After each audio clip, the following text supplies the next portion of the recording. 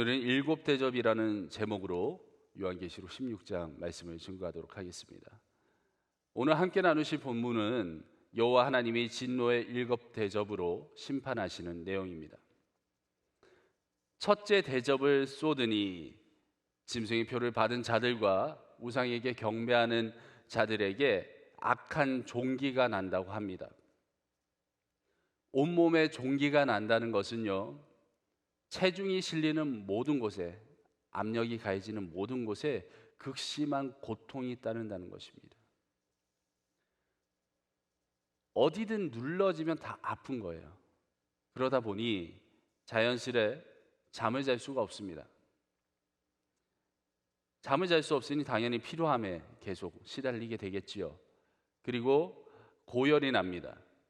또 악취가 생깁니다. 이로 인해 사람과 사람이 서로 마주하는 것도 굉장히 힘든 상황이 됩니다. 우리 몸에 난 이 종기들이 조금만 크면요, 조금만 움직여도 통증이 유발되죠. 헌데 이걸 조금이라도 낫게 한다고 욥처럼 긁어댔다가는 어떻게 될까요? 상처 옆으로 또 염증이 퍼지게 됩니다.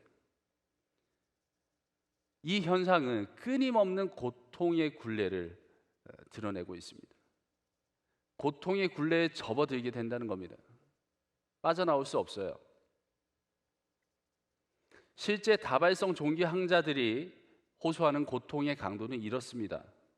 몸 전체가 불타는 것 같고 그 위에 바늘 수천 개가 찌르는 느낌이다 라고 고백하는 사람들도 있습니다. 하나님의 심판은 우리의 상상을 초월합니다. 우리 어린 시절에 벌 받는 것처럼 잠깐 그냥 혼나고 말아야지 눈 딱 감고 지나가는 그런 순간이 아닙니다. 살아있는 자체가 고통입니다. 숨이 붙어 있으면 안도감을 느끼는 게 아니라 차라리 이 모든 게 다 끝났으면 좋겠다 싶은 고통이 찾아옵니다. 설사 죽음이라도 택해서 그 고통을 끝내고 싶은 지경에 이른다는 겁니다. 잠언 24장 12절 말씀입니다. 제가 읽어드리겠습니다. 네가 말하기를 나는 그것을 알지 못하였노라 할지라도 마음을 저울질하시는 이가 어찌 통찰하지 아니하시겠으며 내 영혼을 지키시는 이가 어찌 알지 못하시겠느냐. 그가 각 사람의 행위대로 보응하시리라. 아멘. 로마서 2장 6절입니다. 하나님께서 각 사람에게 그 행한 대로 보응하시되. 아멘. 갈라디아서 6장 7절입니다. 스스로 속이지 말라. 하나님은 업신여김을 받지 아니하시나니 사람이 무엇으로 심든지 그대로 거두리라. 아멘. 할렐루야. 오늘 이 시간 우리 마음속에 타인에 의한 그런 억울함으로 잠 못 이루고 또 온 신경이 곤두선 분들 계시다면 공의의 하나님, 바로 이런 하나님을 신뢰하시면서 위로를 얻으시기 바랍니다. 할렐루야. 하나님은 살아계십니다. 하나님은 분명히 악을 싫어하시는 분이십니다. 우리가 믿는 하나님은 공의로우시기 때문에 악을 분명히 처단하십니다. 데살로니가 후서 1장 6절입니다. 너희를 괴롭게 하는 자들에게는 환난으로 갚으시는 것이 하나님의 공이시니. 할렐루야. 아멘. 물론 이 심판, 이 공의로우신 하나님의 속성은 누구에게나 적용되는 것이기 때문에 우리가 생각하는 그 악인들에게도 적용되지만 마찬가지로 우리에게도 겸손하게 또 적용해 볼 수가 있습니다. 우리 역시도 마찬가지로 죄인입니다. 그렇기 때문에 타인의 그 고통을 즐거워하기보다는 함께 겸손하게 주님 앞에 겸손한 마음으로 그것들을 마주할 필요가 있습니다. 그러나 분명한 것은 하나님께서는 우리가 당한 그 억울함과 쌓여있는 그 분들을 외면치 않으시고 하나도 남김없이 심은 대로 거둘 수 있도록 하시는 분이심을 기억하시기 바랍니다. 천사가 하나님의 명령을 받아서 둘째 대접을 쏟습니다. 바다 전체가 피로 변했습니다. 바다가 생산하던 생명력이 사라졌다는 겁니다. 피의 바다는 그 어떤 것도 살 수가 없습니다. 셋째 대접이 쏟아지자 강과 물마저 피로 변합니다. 생명 유지를 위해 꼭 필요한 물이 지구상에서 사라졌습니다. 생각해 보십시오. 이전의 심판들은요, 그 범위가 제한적이었습니다. 뭐 3분의 1 이런 식으로 살 구멍을 남겨두셨습니다. 그러나 이제 쏟아지는 이 대접들은 바다와 육지의 모든 것을 범위로 합니다. 땅에 살고 있는 것들은 엄청난 피냄새와 함께 물 부족에 시달리게 됩니다.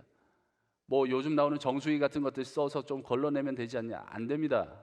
어쨌든 물이 확연하게 부족해지는 건 사실이지 않습니까? 그로 인해서 벌어지는 모든 일들은 정말 큰 고통이 될 것입니다. 악인들은 또 선한 이들을 피 흘리게 하며 자신들의 이득을 취했었습니다. 이제는 하나님이 악인들을 피로 심판하시는 순간이 오신 것입니다. 이어서 넷째 천사가 태양 위에 대접을 붓습니다. 태양의 불이 더 뜨거워집니다. 사람들을 막 태워버립니다. 앞서서 나왔던 종기의 고통들이 사라지지 않았습니다. 그 고통들은 그대로 있는 상태로 불타는 뜨거운 열이 가해져서 고통에 고통을 더하고 있는 장면입니다. 하나님은 이미 오래전부터 선포하신 참되고 의로운 심판을 행하고 계신 것입니다. 그러나 악인들은요, 이 고통이 왔을 때도 자신들이 뿌린 씨앗 때문이라는 사실을 인정하지 않습니다. 그저 고통을 주는 하나님에 대한 원망만 있습니다. 10절에 보시면요, 다섯째 천사가 대접을 짐승의 왕자에 쏟습니다.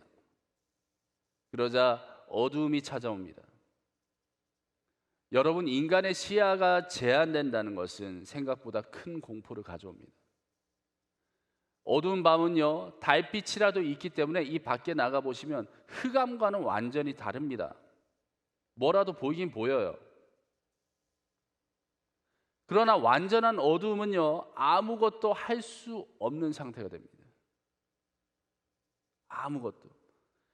자신들이 옳다고 이기심을 마음껏 뽐내던 그 악한 이들이 어두움을 맞이했다는 것은 더 이상 그들이 마음대로 움직이려고 했던 그 세상이 이제는 마음대로 되지 않는다는 것입니다. 눈으로 보고 이기심 그대로 반응하는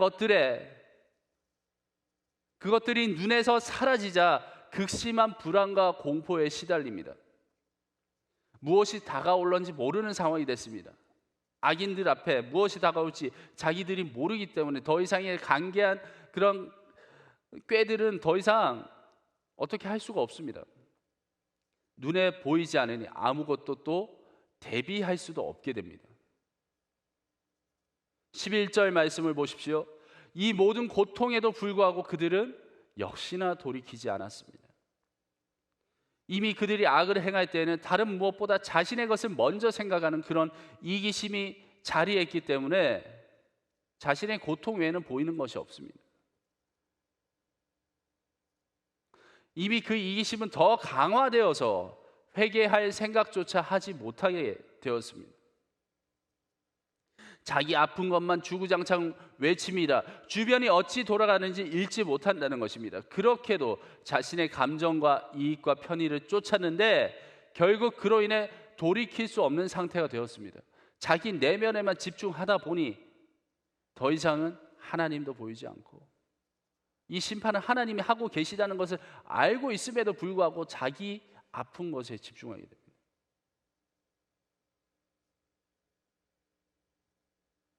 그저 고통당하고 또 당하는 그런 굴레에 갇혀버렸습니다. 이 와중에 자기에게만 집중할 수밖에 없게 됐다는 이 사실은 정말 두려운 심판입니다. 심판날에 악의 종이 된 자들이 처한 상황은 누구도 그들에게 알려주지 않는 상황이고요, 누구도 그들에게 돕지 않는 상황이 된 겁니다. 아파서 혀를 깨물었다라고 나와 있습니다. 그런데 누구도 도와줄 수가 없습니다. 그저 심판을 마주하는 것 외에는 길이 없습니다. 어두워져서 그 어떤 것도 보이지 않고 그저 느껴지는 고통만 있을 뿐입니다. 그리고 그 고통은 그치지 않고 계속해서 지속되고 있습니다.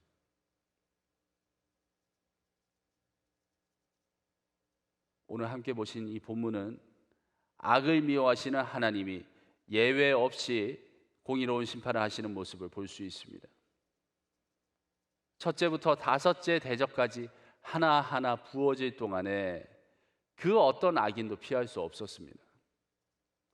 대접에서 쏟아진다는 표현이 많이 등장합니다.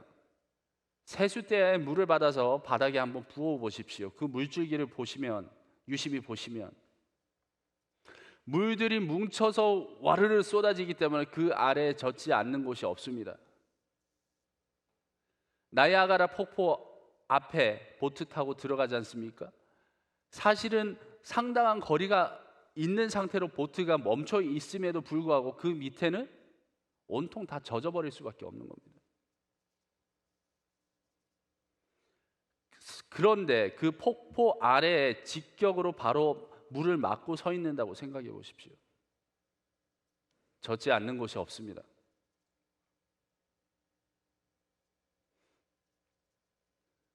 우리 성도님들, 오늘도 악한 사람과 악한 세상에 한탄하시는 성도님들 많으시죠? 우리가 믿는 이 공의의 하나님의 모습을 보십시오.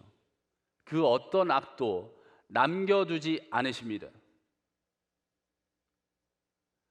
우리가 믿는 하나님의 공의로운 이 심판을 보십시오. 이런 하나님이 여러분의 마음속에 그 울분과 눈물을 그냥 두시겠습니까? 말씀을 믿고 예수님이 보이신 선한 길을 따라갈 때에 우리가 당한 일들을 하나님이 그대로 두시겠습니까?